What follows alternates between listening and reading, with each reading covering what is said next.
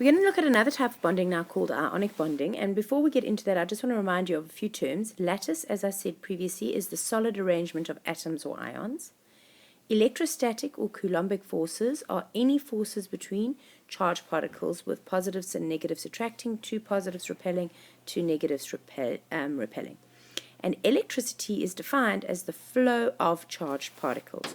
So with a reminder of that, let's carry on with what is called ionic bonding. Ionic bonding happens when a metal and a non-metal bond with one another. It is a transfer of electrons from the metal to the non-metal. So now let's just look at that. We've got sodium. It's got an electronegativity of 0,9. We've got chlorine, and it has an electronegativity of 3,5.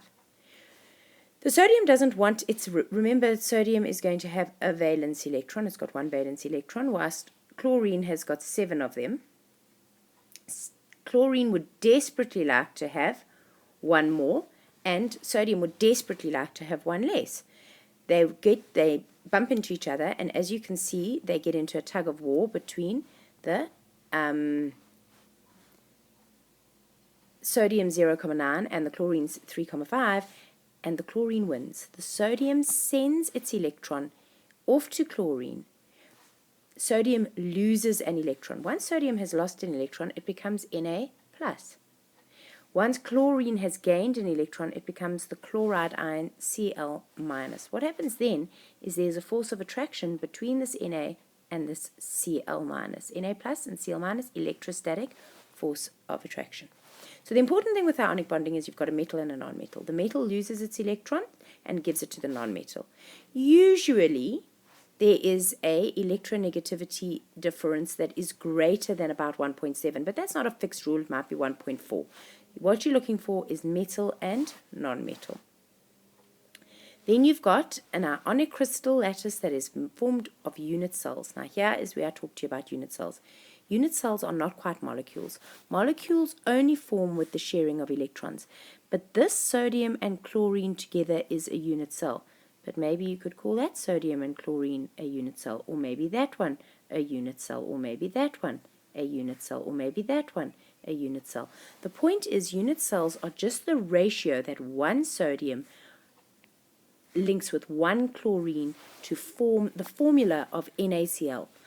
Those unit cells then start packing together almost like you would start laying down bricks, and they pack together in a three-dimensional lattice of the unit cell. What's interesting about ionic bonding is that it can conduct electricity, but not normally. Normally you've got the solid lattice. In the solid lattice, these ions are not free to move. Remember I told you what the definition of electricity was? It is the flow of charged particles. These particles can't flow. But if I melt that lattice, suddenly these chloride ions and some sodium ions are in a solution, and they are free to move. So the minute they are free to move, I can have them moving around and flowing and going in different directions. That results in a flow of charged particles, and the flow of charged particles is called electricity. So if I take any ionic lattice and I melt it, then the ions become free to move. Because remember what the ions are. They are charged particles. And charged particles, electricity is just the flow of charged particles. So if I melt it, the charged particles can move. And if I were to dissolve it in water, I can also get those charged particles to move. So in a solution or melted, ionic bonds can conduct electricity. As a solid, they can't conduct electricity.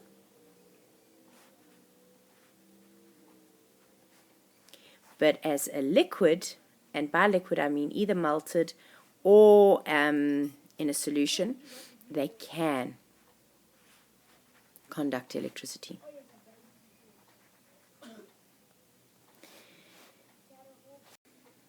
I want to now take a look at exactly how these atoms are going to bond. So over here I've got the chlorine atom, and I've got the sodium atom. The sodium has one electron it doesn't want, it shoots it out. it becomes the Na plus ion. Only its core electrons are there. Chlorine over here has got 7 electrons. It wanted one more. That one went in. And now the Na and the Cl build up into an ionic lattice with Na plus ions being attracted to chloride minus ions in a three-dimensional lattice by Coulombic forces. I'm going to watch that one more time just to make it very clear as to what is going on. So, sodium has got this one valence electron. It loses its electron and becomes the Na plus ion. The Na plus ion has lost an electron. The chloride wants that electron. It gains the electron. It becomes negatively charged. The Na and the Cl are now oppositely charged, and they can attract one another by an electrostatic force. That builds up into unit cells into a three-dimensional lattice. So reminding again, just in still pictures now, we've got the sodium that loses that electron. The chlorine becomes chloride, Cl minus, and Na plus, and they build together in an electrostatic attraction. Metal, non-metal. Metal loses electron, and non-metal gains electron. So now what we're going to do is we're going to try and do this in Lewis dot notation. This is quite important, and I'm going to show you a few examples where we can look at them because they're going to ask that. So let's go with the good old classic sodium chloride and then take a look at how I would represent that using Lewis dots. So let's first just draw sodium with its one valence electron. Chlorine has got 7 valence electrons. Remember, in Lewis dots, we only draw the valence electrons. It's in group 7, it's got 7 valence electrons. What happens when I show ionic bonding is that electron transfers over there, leaving me with Na plus, no outer electrons, and chloride. And I draw it like this, and I put the cross there, put a square bracket around it to make it all one thing, and minus. Those are now attracted to one another.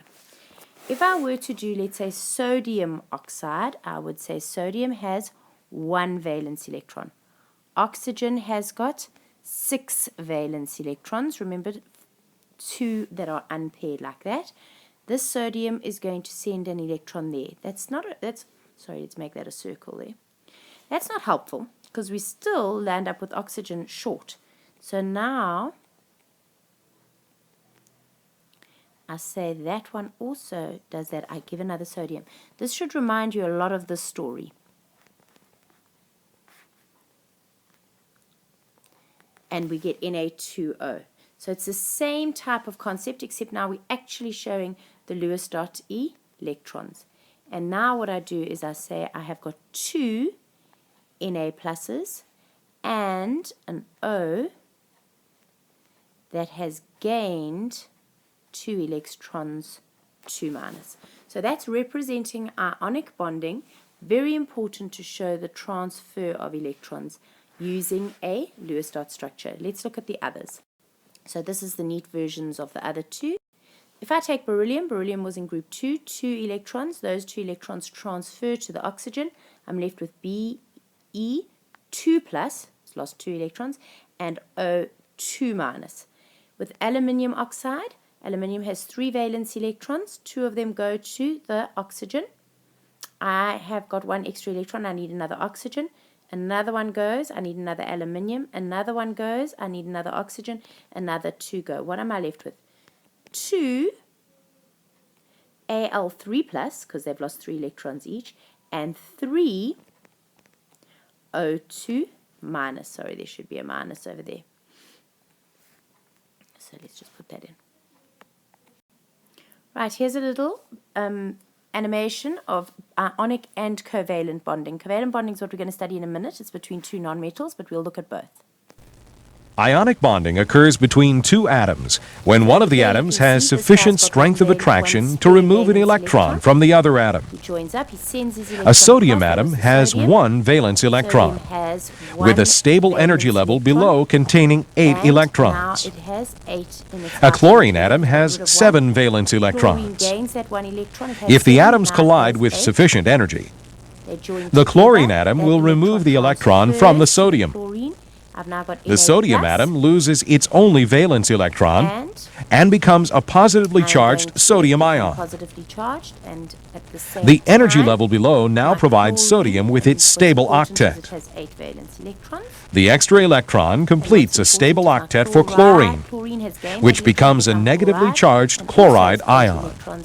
Covalent bonding occurs when neither atom has sufficient strength to completely remove the other atom's electrons. The atoms share electrons, and both atoms achieve a stable outer energy level. A hydrogen atom with one valence electron needs one additional electron to complete the first energy level. An oxygen atom has 6 valence electrons and needs 2 additional electrons to complete the second energy level. As the oxygen and hydrogen atoms collide, covalent bonding is accomplished by the sharing of electrons. By sharing an electron pair with the oxygen, the hydrogen completes the noble gas configuration of helium. By sharing with the hydrogen atom, the oxygen atom now has 7 electrons in its energy level, still one short of the stable octet condition. A stable octet for oxygen can be completed by sharing an electron with another hydrogen atom. Sharing of electrons. This is a molecule, but we're not going to worry about molecules just yet.